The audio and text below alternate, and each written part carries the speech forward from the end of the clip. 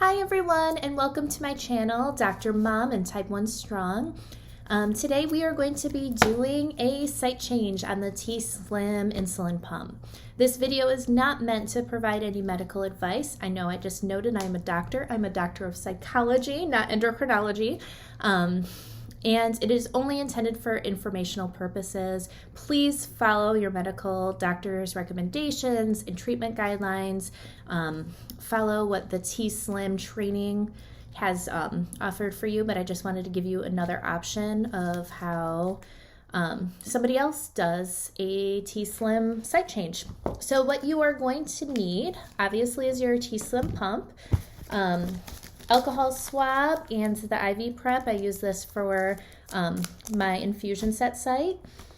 And then we have our 3mm cartridge, the syringe, the needle. I use the AutoSoft XC infusion set. It comes in, I believe, 3 different colors. I know pink and gray, and I think there might be a blue. And then the little key to get the cartridge out of your used one, as well as whatever your insulin is. I'm using Humalog. This is a Humalog Junior. If you see the orange, when I was on needles only, or on pens only, I was able to use some half units, so it was really helpful for me. If you hear the baby upstairs, I'm sorry. I'm trying to get them down for naps, and they're just not wanting it today. So the first thing that I do is you go into your menu, and you do 1, 2, 3, and start that up. Options, and then you're going to go to the load, change cartridge. In order to change the cartridge, all insulin will be stopped. Continue, yes. All deliveries are stopped. Disconnect the infusion set. I've already done that, and press next, and then it will say preparing for cartridge. And then you remove the cartridge. So you can use this if you have it from the T-Slim, or if you did lose it, you can use a quarter, or even this little piece right here will actually get it out. It's a little harder, but it works. So you're gonna pop it out.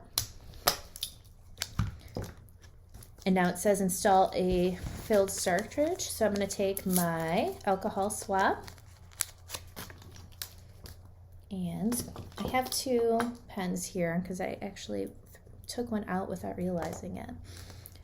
And so usually what I will do, I did not do it in this video, is I'll actually get everything set up and raring to go. But since I was talking, I'm just gonna do that really quickly. So I'm taking this out. I don't know if you all have had that same thing where these now have like a little cap on it. So you remove that, and we're going to put the needle on and get that all set up. And then we'll pull out the cartridge.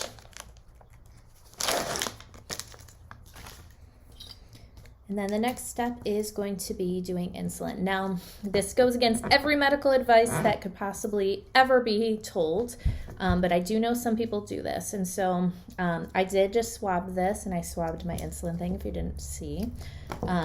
But I am going to pull this out of the insulin because I overdosed or overfilled. And so you kind of insert it in, and then you just kind of let it go. I did it wrong. Yeah. It's funny how natural things are, and then when you do them on camera, and as you can see, it starts coming out. I knew I had, I think it said about 80 units still left, but I was due for a change. So again, they do not recommend this. I'll probably get a million comments that this is not recommended, you shouldn't do it. Please do not, if you do not agree with it, but if you needed to. And so I fill mine up to 1.5. This is where your own medical advice kind of comes in terms of how much insulin that you do need. 1.5 is almost always a little bit too much for me. I eat relatively low carb, but I usually fill it up to that just in case I do indulge sometimes in meals that are a little bit higher carb. And then what I'm doing now is I inserted my needle into this, and I'm pulling out the bubbles. and then pulling that out, tapping those bubbles up if you could see them on the top. And then some people will put this into their insulin vials. I used to, every now and then I'll leave like an empty insulin and just kind of squirt it in so I don't waste all that insulin, but I'm not doing that today. So once all those bubbles are out and it's clear,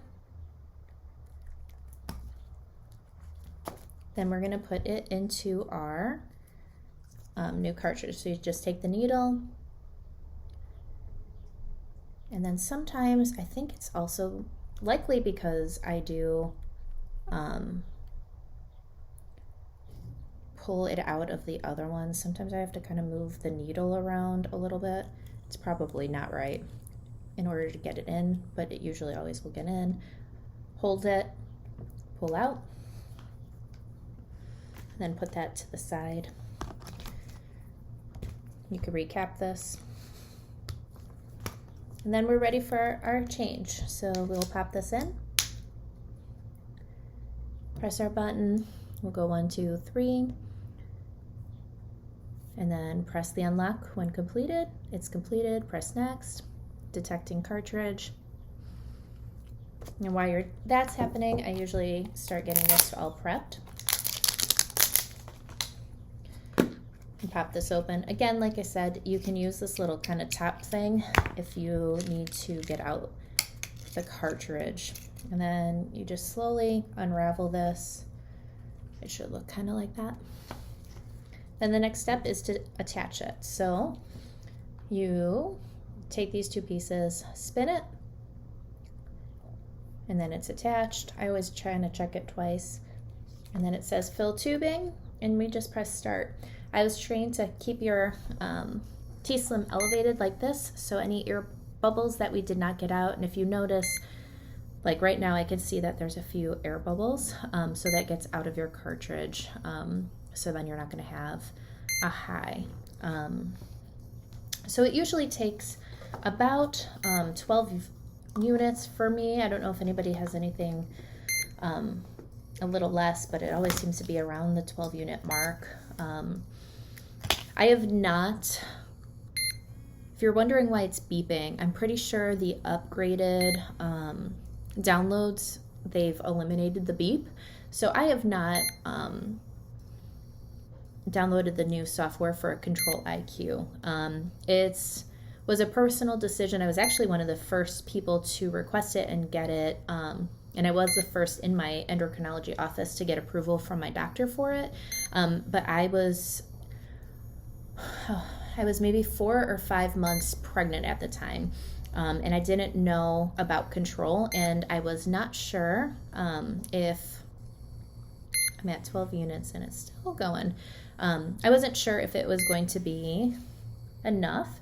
I'm stopping it right here. You're going to notice you really can't see it anymore, but there'll be a little drop of insulin up there.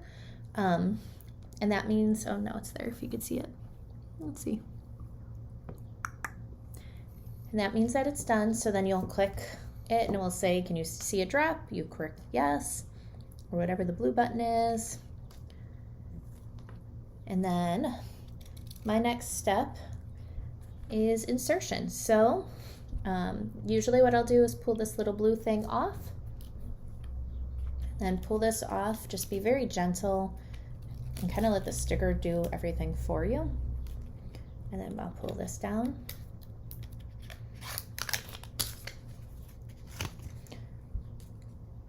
And I'll pull this back, and got that all prepped.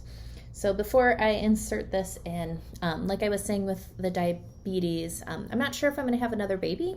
And since I wanted to make sure that I had the tightest control possible, I've not switched over to Control IQ.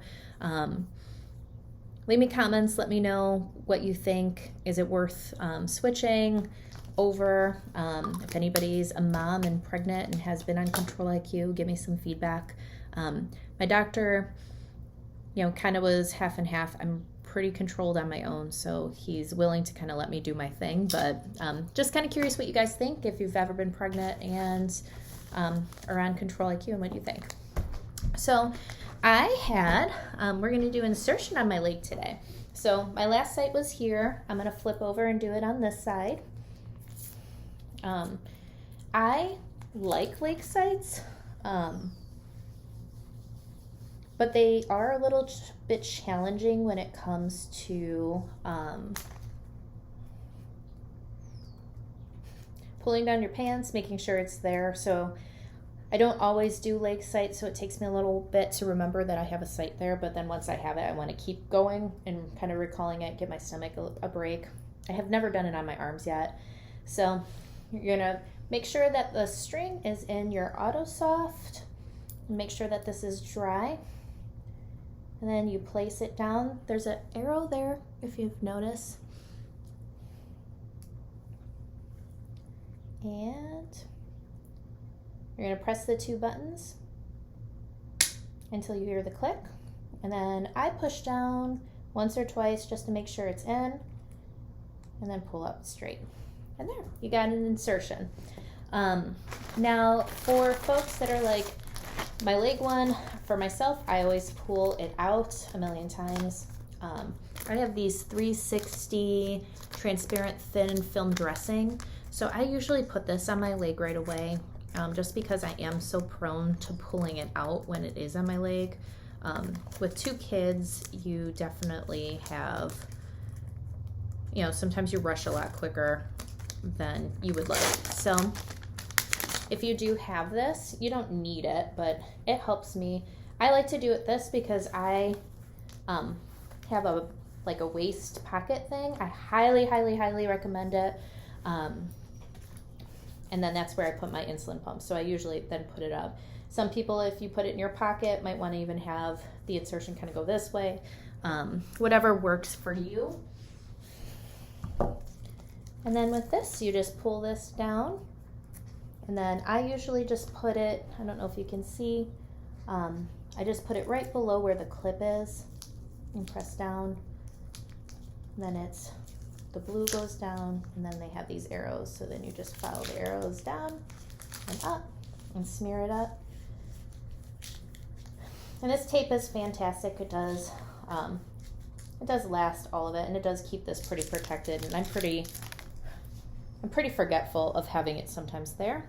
And in my pocket or in your waistband as it goes. Don't forget to, while you're making your changes, I've done this mistake once, but I've left in my sites, and you just pull it off.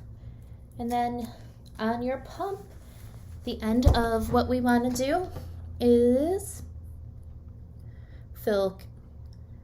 You want to fill, press next. Mine does 0.3, so it's filling that up.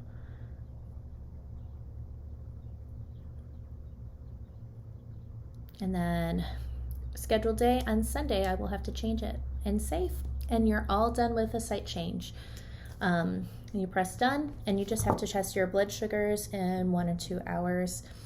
And that's how you can change a pump. I remember if you are just starting out, it used to take me about 30 minutes. I would watch the T-Slim videos, make sure I was doing everything right. Now once you kind of know the tools, it's way quicker, but hopefully this will help somebody. I know there are some aspects of this that are probably not 100% standard or following protocol of what T-Slim recommends. I totally understand that. And that's just the way I currently do a site change. I've rarely, if ever, had any problems with my insulin being reused. I usually what I do for a standard, because I do know that insulin does break down, usually every other site change I'll just leave it in there, so then I know I'm not getting constant use insulin, because I know that could be difficult. So that's what I recommend, at least then, if you're wanting to have some reuse. I think that's maybe one of the better protocols if you want to save some of your insulin. And then I just am mindful that second time that I usually put a little less insulin than that 1.5, just to make up for it, so then I actually use all my insulin out so I don't feel like I'm wasting. So I hope you all have a great day, and I'll talk to you soon. Bye.